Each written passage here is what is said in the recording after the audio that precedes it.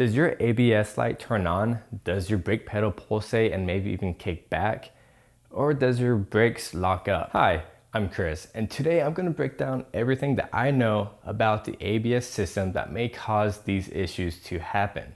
Then at the end of the video, I will go over what exactly was causing my ABS issue. What I'm about to talk about is not only for the W124, but for most to every car with an ABS system. So let's go ahead and get started. When we're chasing down an ABS issue, we need to ask a few questions. One question is it always happening at high speeds, low speeds, and every time you brake? Or is it only happening during slow speeds? Or does it stop happening when the ABS light illuminates? So my issue was only at slow speeds, and we'll get to that in a second. Let's talk about if it's always happening. As you can see, we do have the whole car jacked up. But one of the first things you should check is your brake fluid. My brake fluid reservoir is right here. And as you can see, it is full and it has clean fluid. Previous owner got most of the brakes replaced at a local mechanic. So I know the brake booster's new, these lines are new, and both of the front brake calipers and all the rotors are new. Let's say you do have dirty brake fluid. That dirty brake fluid could come in through these lines into the ABS module, and it could clog up passages through the ABS module. But let's say that did not happen. What usually happens when you have dirty brake fluid is when you go to pump the brakes and bleed the brakes, and you go to break loose this nipple and barely any brake fluid comes out, then the clog could very well be within this soft line or the caliper. And if the clog is in either one of those, then that could very well cause locking up brakes and your brake pads sticking to the rotor. As you can see, these lines here, there was some minor sticking. But if this was clogged, then there would be a bit more intense sticking. So the way to quickly diagnose that is to remove this soft brake line from up here and see if brake fluid drips out. If brake fluid drips out, then you know the clog is either this brake line, the soft brake line, or the caliper itself. Reconnect this soft brake line, then disconnect this fitting down here. If it then drips out brake fluid from there, then you know it's the caliper. However, if it is barely dripping out and it looks to be clogged, then all you have to do is replace this soft brake line. And that is a pretty easy job. However, if it's in the caliper, you'd want to remove the entire caliper, remove the pistons, and basically rebuild the caliper or buy a new one. Whichever one you prefer to do, rebuilding it is cheaper. Let's say you have no clogs within the system, you checked all the wheels, you're good. Another thing you could check is hot spots on the rotor. Then that could very well be a warped rotor. Then all you gotta do is replace the warped rotor. Easy. If it is a warped rotor and it is in the front wheels, then you will feel it in the steering wheel as you drive and as you apply the brakes. Or you simply could have worn brake pads and it's time to replace them. If you have clips or sliding pins within your brake caliper, you see them kind of there and there, or a clip back here. My '08 Tahoe has them, and those could also be the cause of locking up brakes and ABS issues. If you're a mechanic or you're replacing the calipers and they never replace those, then that could very well be the issue. That's what happened with my '08 Tahoe. That mechanic never replaced those sliding plates on the calipers, and it caused up locking brakes on my rear tire. Let's say all that is looking good. No shaking in the steering wheel, you're happy with that. Next thing I would check is a locking up emergency brake. Jack up the rear end of your car, both wheels, chalk the two front wheels, stow the car in neutral, make sure the emergency brake is off, then try to spin your wheels. If they are not spinning, then it could very well be emergency brake cable that's not letting loose. So it's time to service the emergency brake cable. Now let's talk about my issue that was related to slow speeds. So as soon as I would drive around and stop, the brake pedal would pulsate and kick back a little bit, but ultimately it will stop the car with zero issues. It will do that about 5 to 10 times until the ABS light illuminates, then it will stop kicking back. With that in mind, I knew that it wasn't going to be a warped rotor or anything like that because it wouldn't continue to act funny after the ABS light turned on. And since I knew that 70% of the brake system has already been replaced, I kind of knew where I could skip over and go straight to. So the first thing that I checked was the OVP regulator, or the over voltage protection regulator. And that is right back here. Basically, whenever that goes bad, it can cause slow starts or rough starts, the ABS light to illuminate, the AC compressor not to turn on, all that fun stuff. So I figured that would be an easy start. So I went ahead and retinned all the soldering joints.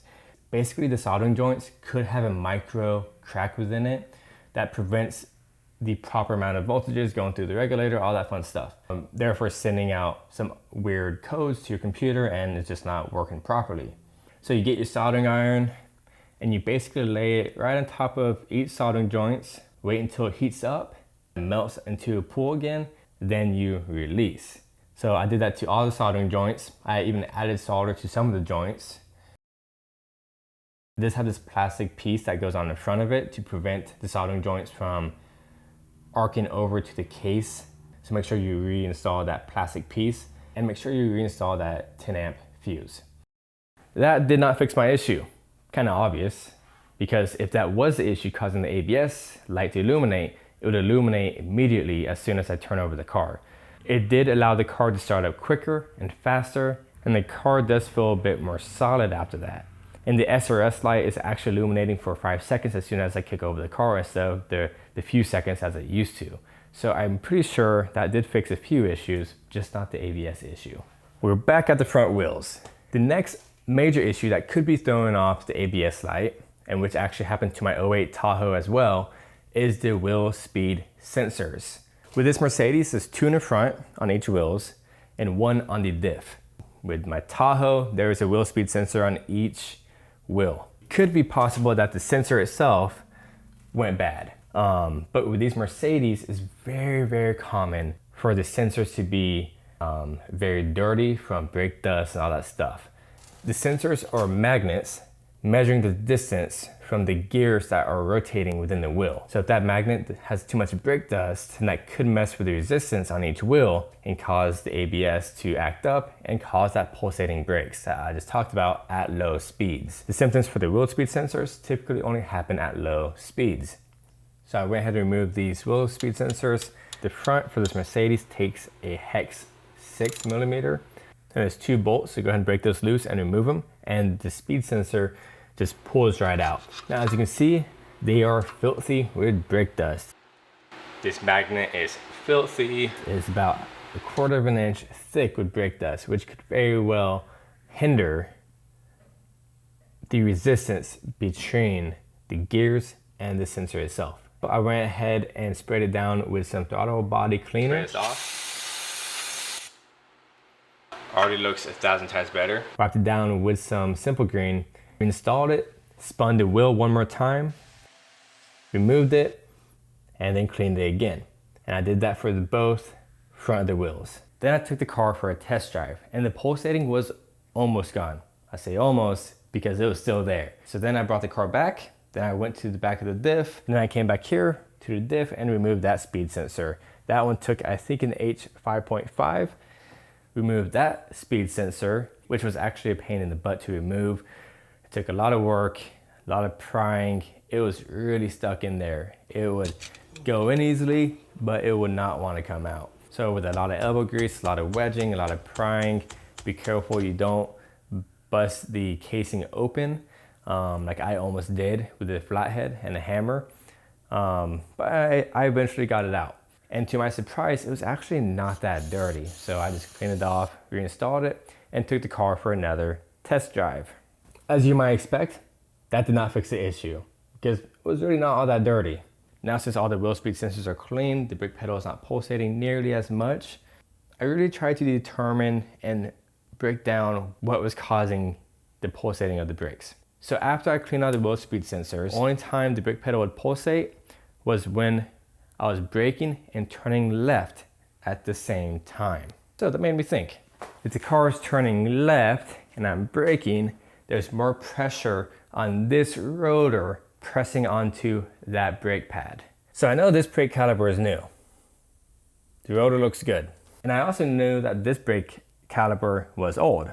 So then I thought, I'm like, oh wait, I do have brake pad marks on this caliper. It's not really that bad, but that could very well be the issue. I would like to assume that every mechanic kind of hits every corner when they're doing the brake job, but you know, they didn't do the wheel speed sensors. That's an easy thing to do. So I was thinking perhaps they missed another easy thing because that wasn't on the paycheck or the bill. These calipers, and a lot of calipers, have sliding pins that adjust to the movement of the rotor and the pressures and all that stuff. It basically allows the brake pads and this piece right here to not get stuck to the rotor. So I went ahead and removed these sliding bolts right here. That's a 13 millimeter. You want to put a wrench on here too and break that loose, remove it, and to my surprise, that sliding pin bolt was not lubricated with fresh lubricant. With some fresh copper anti-seize, I added it to the bolt and reinstalled it, tightened it, and now I don't have any more ABS issues. Bam, just like that. Now, if none of that was the issue, it could boil it down back to the ABS module itself. There are 3 relays within the module, and it's kind of specific to this car, and I don't know the full ins and outs of it. Just that those relays can go bad, and you might need to replace them. If you want to learn more about overheating and what might cause your car to overheat, check out this video. This is Chris. I always appreciate and respect one another, and thank you for taking time to watch this video. I'll see you next time.